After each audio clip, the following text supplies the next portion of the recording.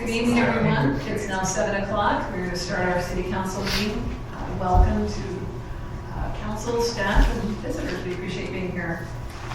We have an opening pledge of allegiance by Councilmember Jackson. Repeat after me the Pledge of Allegiance. I pledge allegiance to the flag of the United States of America and to the republic for which it stands, one nation, under God, indivisible, with liberty and justice for all. Heavenly Father, as we come before thee at this time, we're indeed grateful for the opportunity we have to civically serve within our community. We ask thy Spirit to be in attendance as we make decisions and choices on behalf of the citizens of Harrisville. We ask that best bless our employees, public works, public safety, and they will be protected in their jobs. And we say these things in the name of Jesus Christ again. Amen. Thank you, Councilmember Jackson. Moving on to item number 3, which is our consent items. Item A is approval of meeting minutes for June 24th, 2025 as presented. Council, do you have a chance to look at those? May I have a motion? Motion we approve the minutes for June 24th, 2025 as presented. Second. A motion and a second. All in favor? Aye. Any opposed? Thank you. Motion carries. Item number 4, our business items. Letter A, our municipal election presentation. We're going to turn the time over to Ricky Hatch. Thank you for being here tonight. Thank you, Mayor Tait. Appreciate it. Council, it's good to see you and appreciate your work. We're grateful to work with Jack and your team. They do excellent work and we enjoy working with them. We realize as a city you can select to run your own elections. You don't have to go through the county to administer the elections. It'd be kind of crazy to do that, but you do have that option, and we appreciate that you've chosen Weaver County to help administer your elections, and we do our absolute best. We treat every election with utmost care, whether it's president, city council, or dog catcher, if we have one. I'm going to talk just tonight, I'll keep it under 2 hours at the mayor's instructions. Just going to go kind of a high-level overview of controls that we have in the administration of the elections. Please, at any time, if you have questions, just raise your hand or jump in.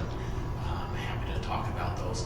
Also, you are all welcome to come to tour our office, tour our ballot processing center, and we're happy to walk you and anybody from the public through a guided tour that shows you the equipment and shows you the processes in detail. We'll talk about them a little bit here tonight, but you're more than welcome.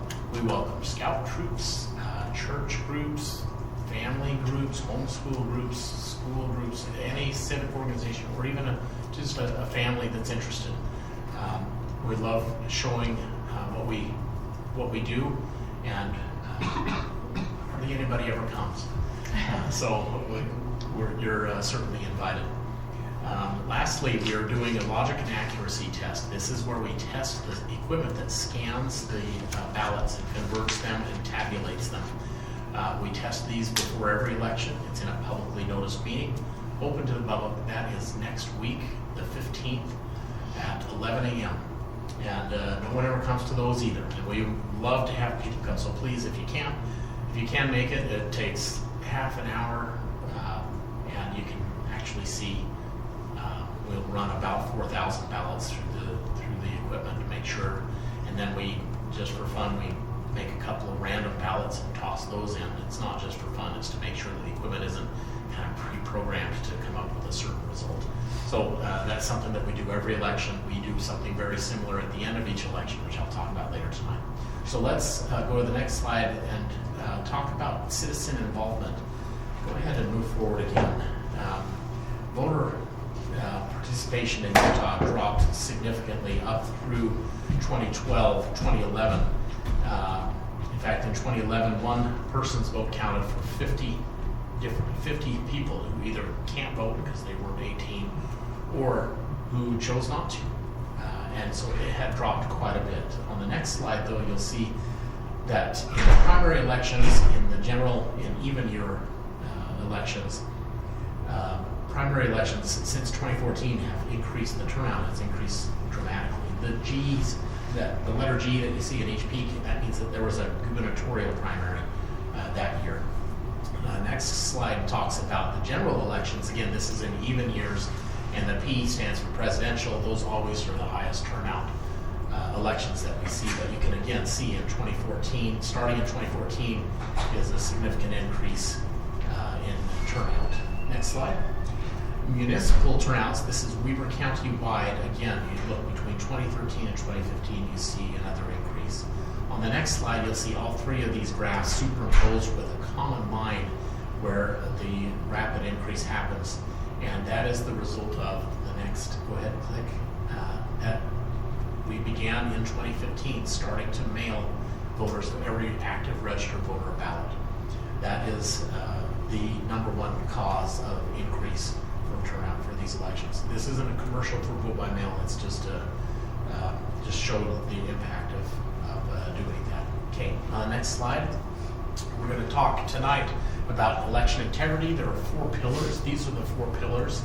And on the next slide, you'll see the word audited, and that shows that we're going to talk, you'll see this word a lot tonight because elections are important, but you can trust, but you've got to verify. And whether it's people or equipment, we audit, and we do it in public.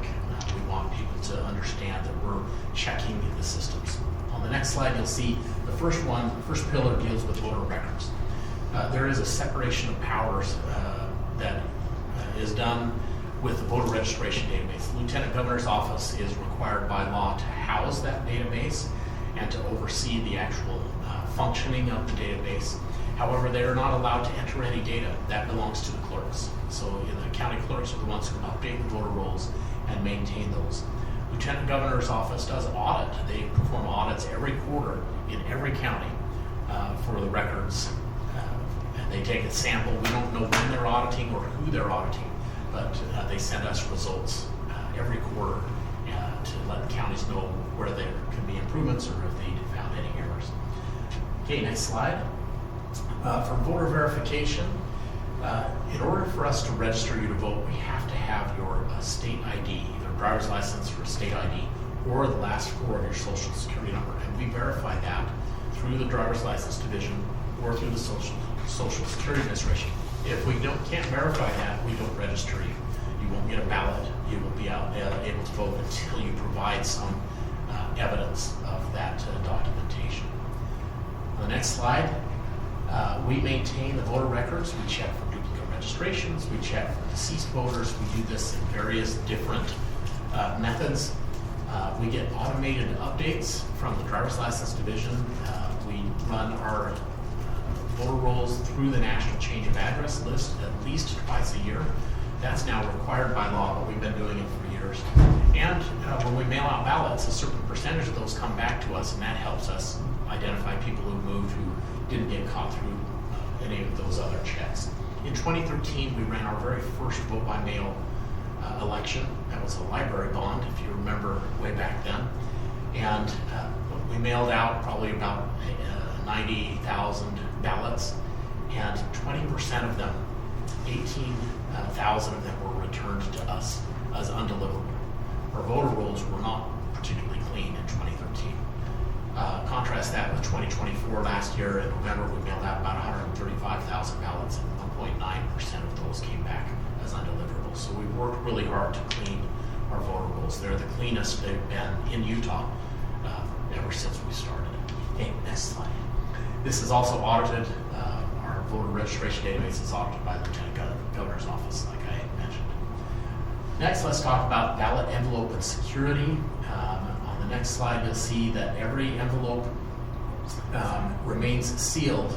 Oh, you can go ahead. It remains sealed during the entire process that we're verifying that that is a legitimate voter who is okay to vote in this election. We do that on purpose. We don't want to be influenced in any way or know in any way how a particular voter has voted. There's no information on the outside that indicates party preference. In fact, the voter's name isn't even on the outside other than the signature and Most signatures, as you know, probably you're not going to be able to see the voter's name based off of the signature. Next slide. Every envelope has a unique control number that's printed on the outside. This is auto-generated from the voter registration system, and it's specific to the voter, to the election, and in fact to that specific mailing that we give to the voter. It's not on the ballot itself, but it's on the envelope, and this is an important control number that we use to help make sure that nobody can vote twice. Next slide. Stuff happens. We get it. Dogs eat ballots. Or sometimes people don't get their ballots, and that's okay. We have a process for that. On the next slide, you'll see before we can issue you a new ballot, if you called in and say, I lost my ballot, we have to inactivate that number that's on the envelope. In doing that, if you, let's say you wanted to be a little sneaky and you said, I lost my ballot, can you send me a new one? We said, yeah, you bet. And let's say you did that 1,000 times. We would start to get suspicious after a few hundred calls, maybe. Okay, maybe 2 calls. And then you tried to vote every single one of those in a different drop box and then vote in person. Only one of those is going to get through. All of the others will be deactivated because we can't send you another one until we deactivate the most recent control number. Next slide.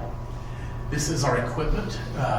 This actually sorts the envelopes and scans the barcodes. It verifies that that control number is correct and belongs to this election, that the voter hasn't already voted, and it takes a picture of the back of the envelope, which has the voter's signature on it.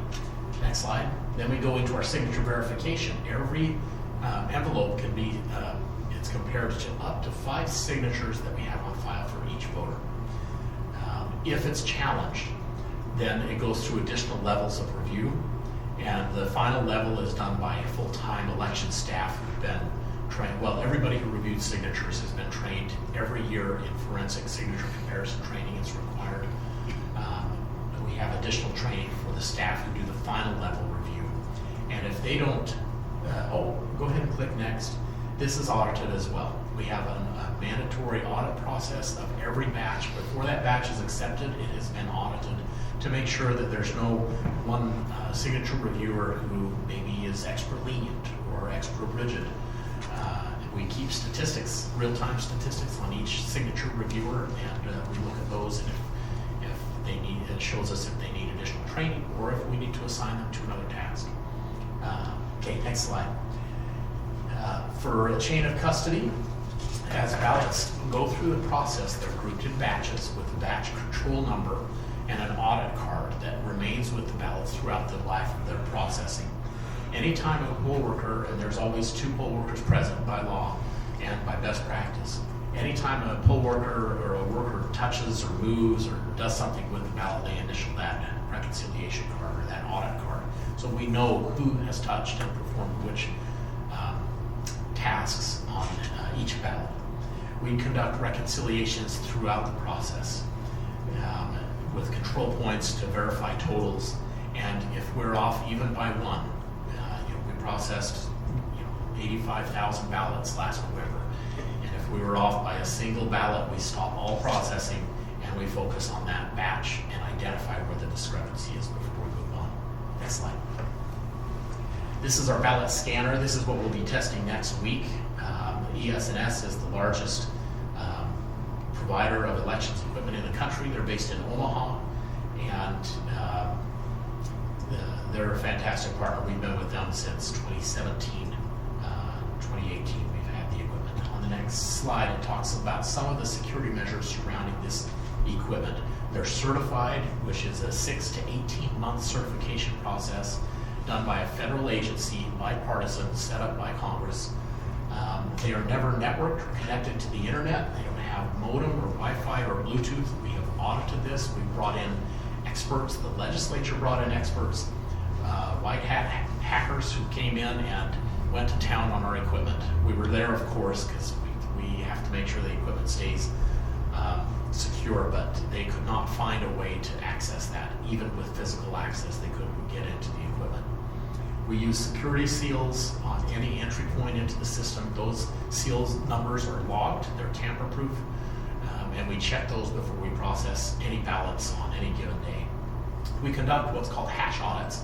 This is kind of like a digital fingerprint. When the system is certified by the EAC, it's given a hash value that can be reproduced independently at the system level without going through the software itself. And we do this in Weber County. We do it before every election begins, and we do it before we certify at the end to make sure that that has not been altered. We verify that. That's now required by state law in Utah. And we keep logs, and the machines are also under 24-hour surveillance. On the next slide, you'll see that this is also audited. We audit it next week in our logic and accuracy testing. And then before we release the results, before we finalize them with the Board of Canvassers, we do an additional audit. This time it's with live ballots, where we are given a sample that's given to us 15 minutes before the test happens. The meeting starts, we start to test, we pull from that sample, we pull the paper ballots, we look on the system, we pull up the image and the cast vote record of each ballot, and we verify that those match. And that is also required by state law. Next slide. This is the last of the 4 pillars of good, clean elections. First is to make sure, as voters, that your address is current. You can go to vote.utah.gov, enter your address and some information, and it'll tell you not only where you live, but it'll show you who's on your ballot.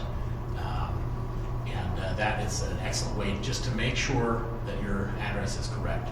You can also, if you move, you want to change your address with the driver's license division, and that's required by state law. But because there's an automatic update from the driver's license division, that's another way to get your voter record updated. I really like that you can track your ballot status. You can do this in 2 ways, and they both are complementary.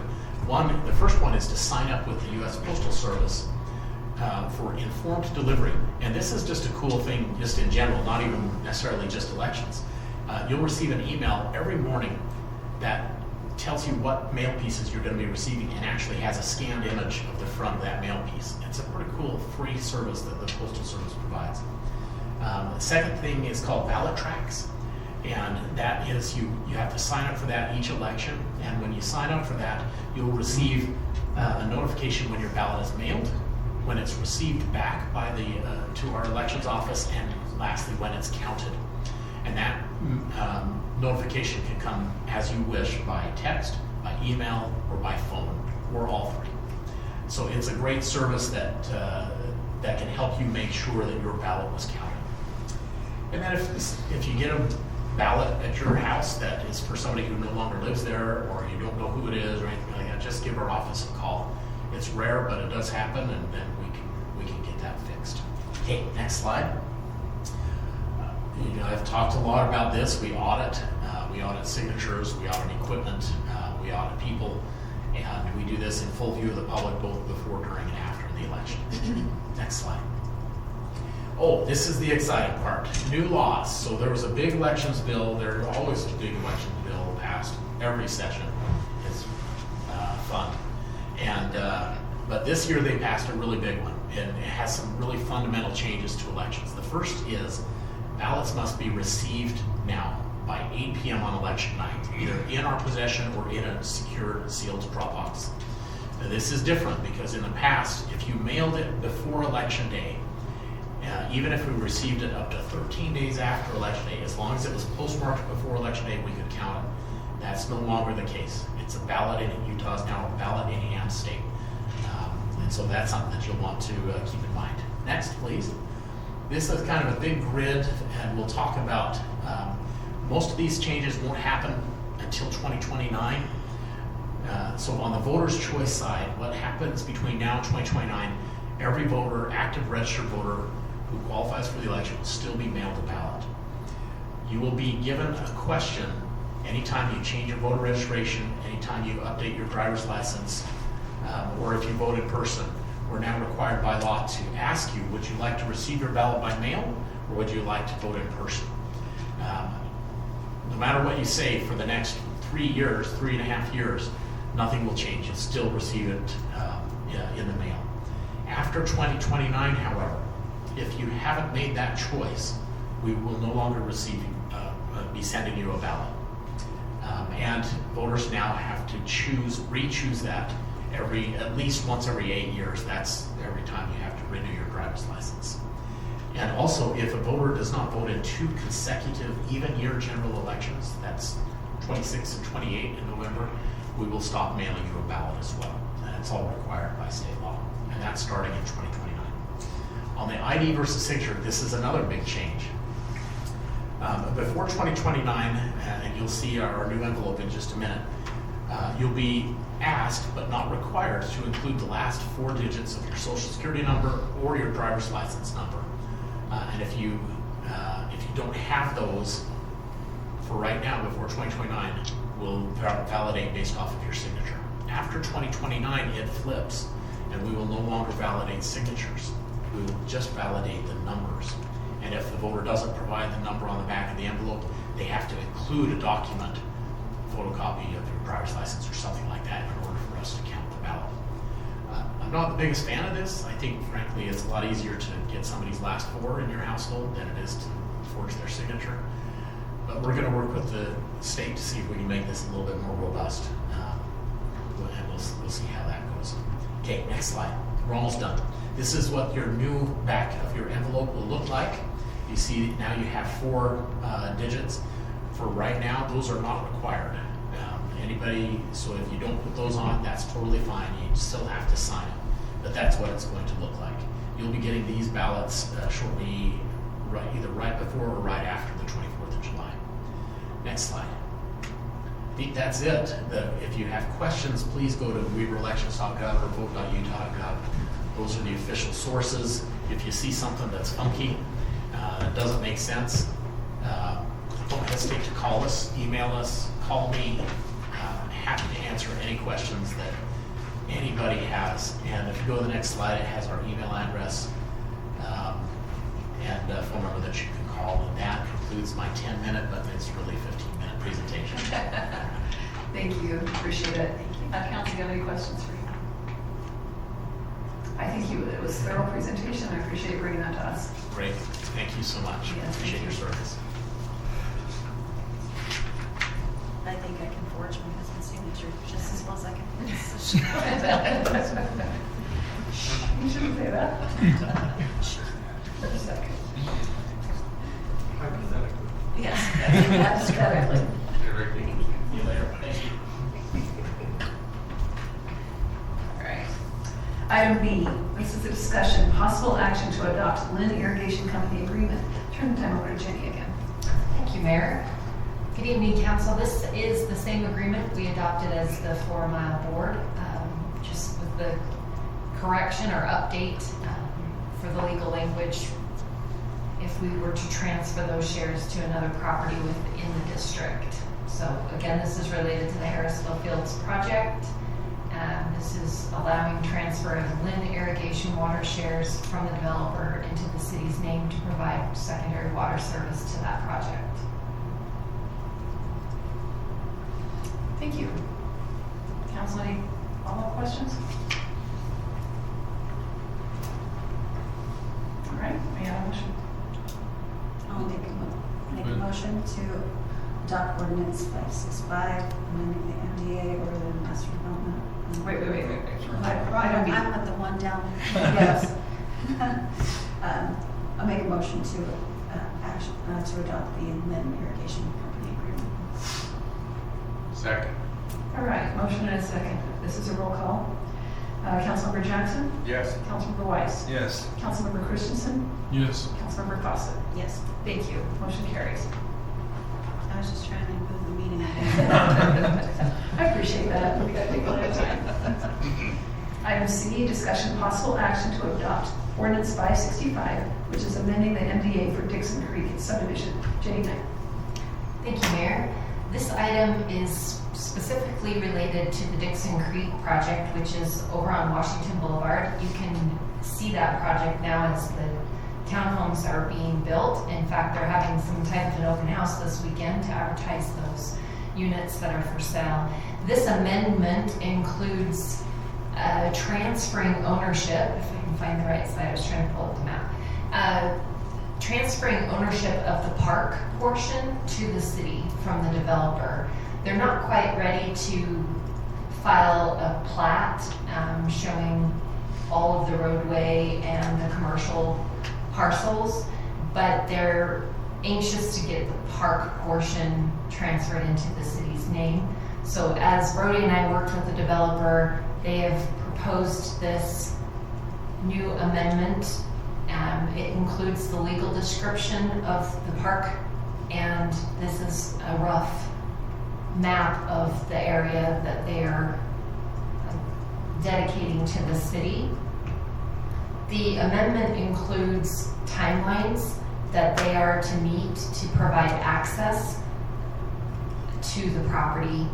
One of the concerns was that the city would take ownership of a landlocked parcel, so this agreement does require them to provide access to the park within a timeline. I believe it was 2030 is their deadline for that. To provide that access road, December 31st of 2030.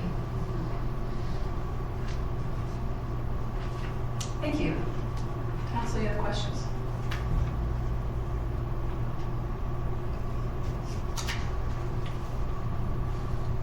So once they transfer that back into the city, obviously we're responsible for taking care of that land. So are we going to start irrigating and doing anything with that until We would have access to it? Or? We would maintain that property. This area will be turned into a public park through park impact fees. But yes, we would be responsible for taking care of that property. So it would just be something under Parks and Rec. Justin? Just with the caveat, some of that is protected wetlands, and we will not be able to actually get into the wetland yet. Okay. Thank you. Thank you for clarifying. Any other questions? All right. No more discussion. Could I entertain a motion? Now I'll make a motion that we adopt ordinance 565, amending the MDA for Dixon Creek Subdivision. Second. All right. Roll call on this, please. Councilmember Weiss? Yes. Councilmember Jackson? Yes. Councilmember Christensen? Yes. Councilmember Fawcett? Yes. Thank you. Motion carries on that item. This is item D, discussion, possible action to adopt ordinance 564, truth in taxation. Jennie Knight. Thank you, Mayor. This item comes to us courtesy of our attorney Brody, but this is highly recommended by staff as we've gone through truth in taxation since 2022 every year. This actually embeds in our city code the requirement for city council to go through truth in taxation. We found that it's very beneficial to the residents and fiscally responsible for us to have not only a little more time to close out our current fiscal year before we begin the finalized budget for the next one, but also to kind of analyze where our budget's coming in and knowing a better way to project the next year's budget is extremely helpful. We've been able to maintain our certified tax rate every year by doing this and increasing it a couple of times. So this is a recommendation by staff to adopt this ordinance. Thank you. Any questions on this? I think throughout the county, as I visited with the other mayors, I think I don't know if they have this, but I know that the idea of doing truth in taxation every year is what most cities are leaning to. Seems like a no-brainer to me. So. Any questions, guys? They're deep in thought. Yes? So this is just saying to go forward with it, but we don't know what it is yet. This is saying we're going to make sure we do it every year. Every year we won't close out the budget in the end of July. We will always have truth in taxation. Whether it goes up or down, we do the certified tax rate. We are still going to examine that option every year. Examine, then we'll vote on it Yes. next meeting or whatever. Yes. Yeah.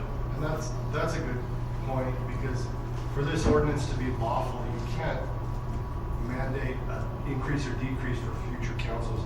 This is saying you're gonna go through that process and have that dialogue every year.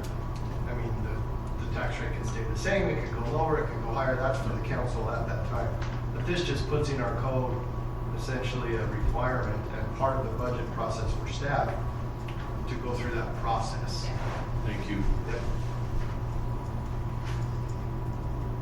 And I think it was a disservice to our city that it wasn't an ordinance anyway. That put us in a lot of trouble, so. Yes, I think this protects the future council.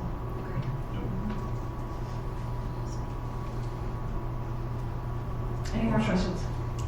Yeah, ready for a motion, if you are. I'll make a motion. I make a motion to adopt ordinance 564, truth in taxation. I'll second it. All right, roll call also. Councilmember Jackson. Yes. Councilmember Christensen. Yes. Councilmember Fawcett. Yes. Councilmember Weiss. Yes. Thank you. Item E, discussion of possible action to adopt the capital investments plan. Also Jennie Knight. Thank you, Mayor. To continue our discussion about being fiscally responsible for our residents, we are suggesting and proposing a new update to our capital investments plan. This capital investments plan outlines current projects that we're working on, projects that we've completed, projects that will have a timeline of 1 to 5 years, and projects that have a 5 and 10 year timeline. We identify the need based on the priority and also the classification of that project and the benefit to our residents. So this is a list of current projects that a number of them we have completed. There are several that are ongoing projects that we just continue doing.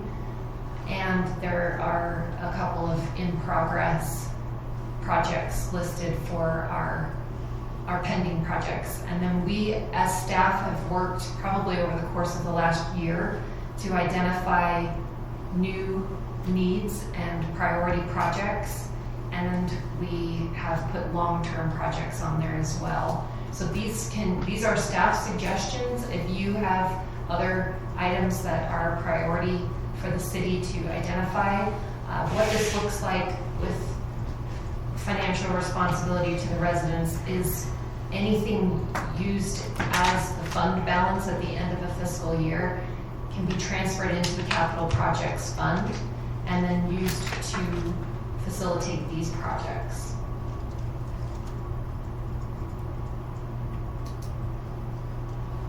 With the understanding that we cannot do any of these projects unless it's on this capital improvement document. Understood.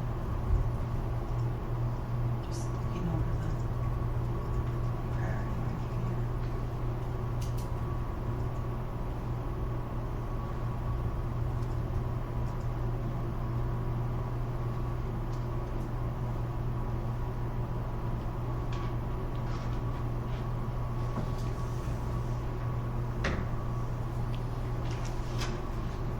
Any amendments, any questions? Would like street lights and other things like that be included in any of these? So there is one listed for street lights, and I believe it was a street light upgrade. That's There it is. That's under the 5 and 10 year project timeline. And if council has higher priority levels or things like that for the projects, this is just staff's recommendation for these items. It'll allow us to get a better idea of what we need to put money towards for keeping our employees up to date with security and other resources. So can we discuss kind of the thinking behind the recreation complex and municipal complex being high priority? Sure. Yes, if you want to change staff, the municipal complex is the city hall and public safety buildings. We consider that high. We also consider the recreation complex fairly high. We do not have a facility to facilitate our youth sports. So we we, as staff, consider that a high priority. Okay. Because that's one that we continually get feedback that that's not a priority for the residents. And I feel like if that's not a priority for, I mean, but I don't see a lot of people with young kids that would be participating in that, coming to the meetings frequently. But I actually had someone tonight saying, why do we have a recreation complex here? Why are we as a city turning our kids away from other cities? Right. So- And yeah, that's the debate, that's the constant discussion. I think as long as it's on there, nothing has to be done. It's a 10-year Sure. program, so I mean, as long as it's there and that people see it, that it's still high on, there are people who like it. And I think, and here's the thing that's gonna change real quick. These houses fill up, Dixon Creek fills up, and this fills up over here at Belmont. Yeah, and a lot of The these are voting, starter the homes. voting and the people that may want something different is gonna change probably pretty good. And so, I do agree with that. I and just, the 10-year program, yeah, no. it's not like we're putting any money into it right And now. I think the thing that we have to remember is we can't address this unless it's on the plan. Agreed. Right, yeah, I just wondered, kind of where we were at with thinking of priorities. Yeah. Higher, medium, or low. Right, yeah. So we can Go ahead. convince somebody in the city to give us 10 million. You know someone? I'll go talk to them. I would just like to know what the public safety taser replacement is, and can I get one? You can have one of those. So just for the replacement, the X26s that we currently use now, they're threatening that they won't be supported after the end of 26. So, Okay. That's a pretty decently comprehensive list. If you can think of anything else, we sat around and tried to come up with anything that we thought was a necessity or could be a necessity in the future. If you have anything that you would like to add to it, that you have heard about things in the city that we need. Because once again, we can't address it unless it's on the plan. And how often can this plan be amended on this list? Typically, we do it every 2 years, so we are a little behind. Right. This has been something that we've kind of let go a little bit, and we wanted to get in front of you so that our current plan, I believe, was 2022. I think was the last time we adopted one. Well, we didn't have a whole lot in the capital projects fund, from what I understand, so. That is correct. I would also say, specific to your question, if there's a project that needed to be on here and you didn't want to, the council can ask staff to amend this whenever you want. Okay. Sounds great. Thank you. Perfect. Any other questions? Any other questions from council? All right, are we ready to adopt? We're ready to make a motion, I should suggest. I'll make a motion to adopt the capital investment plan. Second. All right, a motion and a second. Councilmember Fawcett. Yes. Councilmember Jackson. Yes. Councilmember Christensen. Yes. Councilmember Weiss. Yes. Thank you, motion carries. We are flying through this agenda. I'm so proud of you guys, look at you. Moving on to public comment. I'm going to open that up and close it just as soon as that's out there. Carl, get up and say something. Crickets. Aye. Item number 6, Mayor Council follow-up. I'm going to go with our staff first. Director Fife.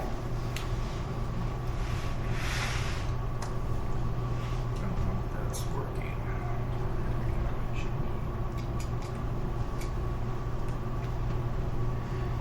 Thank you.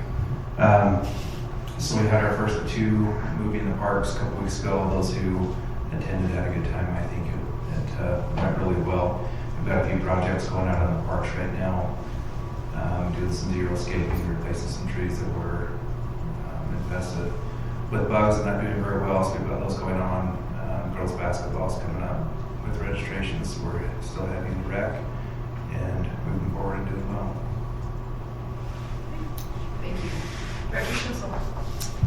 Just want to say thanks for supporting the open house tonight.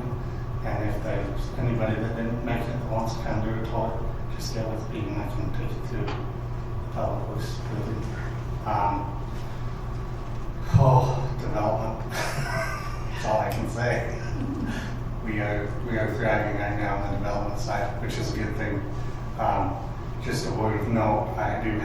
pre-construction meeting next week with Bonavista Water. They will be in the next 2 to 3 weeks starting a replacement project down West Harrisville Road of their water line.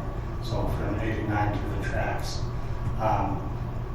Hopefully we'll be able to maintain 2 lanes through that the whole time. If they do have to shut down, they will have flaggers in 1 lane. But I think that will only be when they go to tie the services on to the homes that currently exist.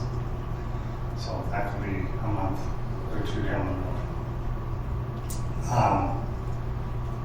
Yeah, I think we're just kind of in that busy summer season of construction and moving forward. That's what we have.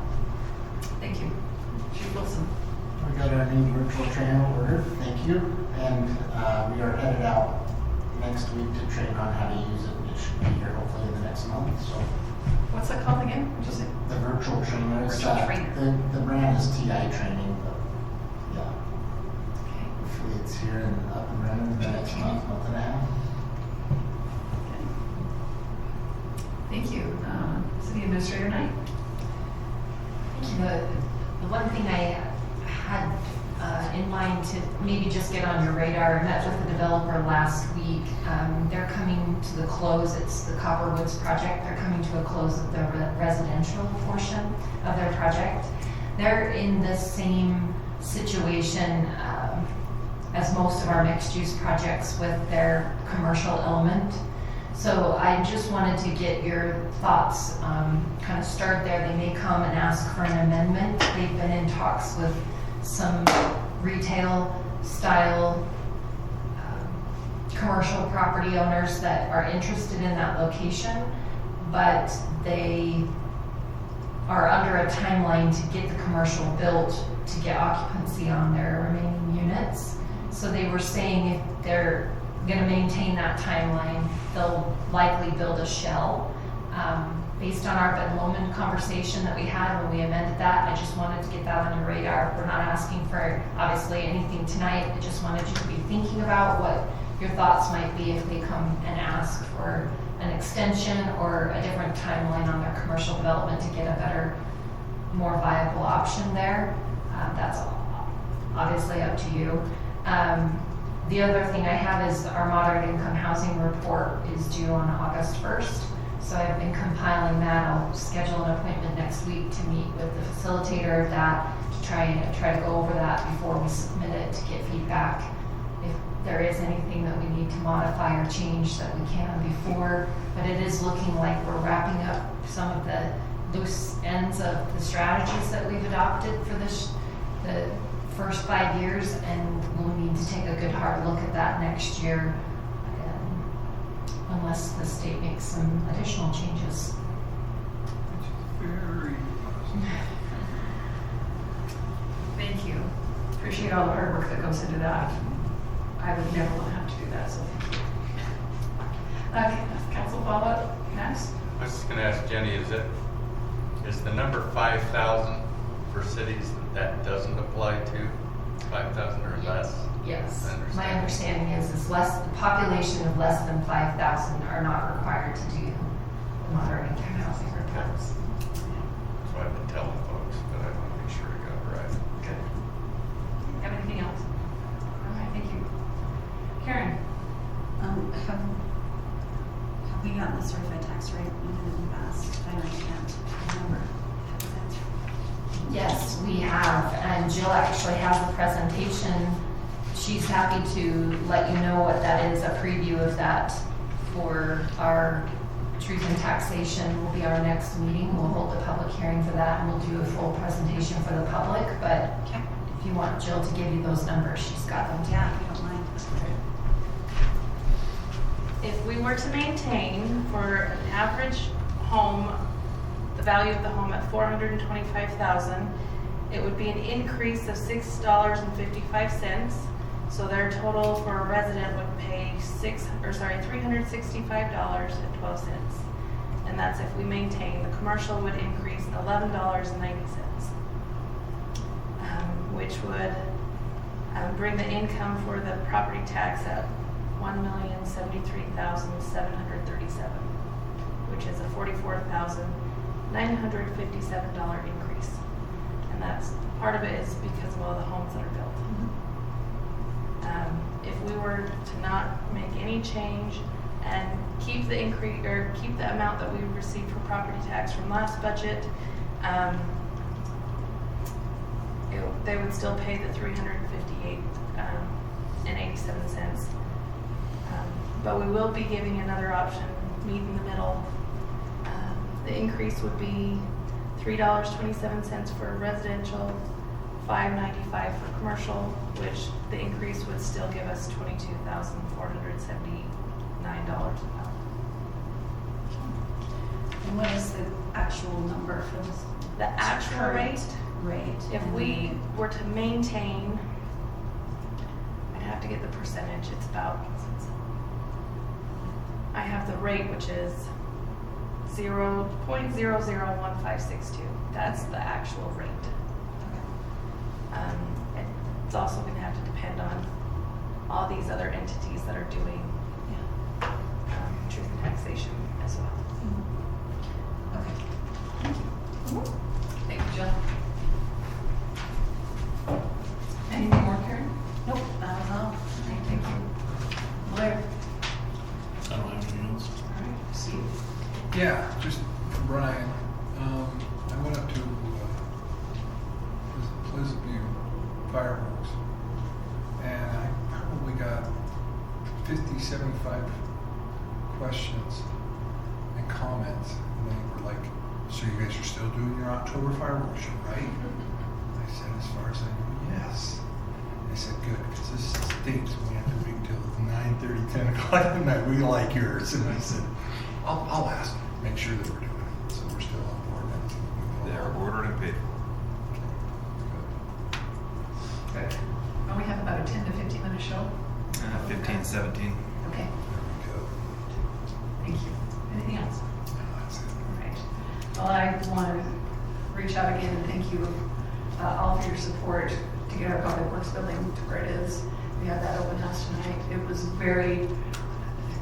the ending of a lot of work on everyone's part, and it was very good to be there tonight and do the ribbon cutting. And thank you for all the work that Public Works did to get that nice and shiny to show off to everybody. And I think it was a good night. So, yes, if you haven't gone, I encourage you to go there. Also, the senior luncheon was today. We had like almost 40 people. So it was great. Thank you for taking the grill over there. We had the youth council cook. Yeah, there was a lot. So I was dragging out chairs. So it was a good thing. So we'll keep doing that. A lot of the things that we've implemented are now come to fruition, right? And I think I was telling somebody tonight, this is not me. This is a group effort. This is a team effort. You guys are all on board. We've all kind of caught a vision, and I'm really excited to see it coming together. So thank you all. I just want to show my appreciation to you. With that, I just would like a motion to adjourn. Make a motion, we adjourn. All in favor? Aye. All right, we're adjourned. Thank you.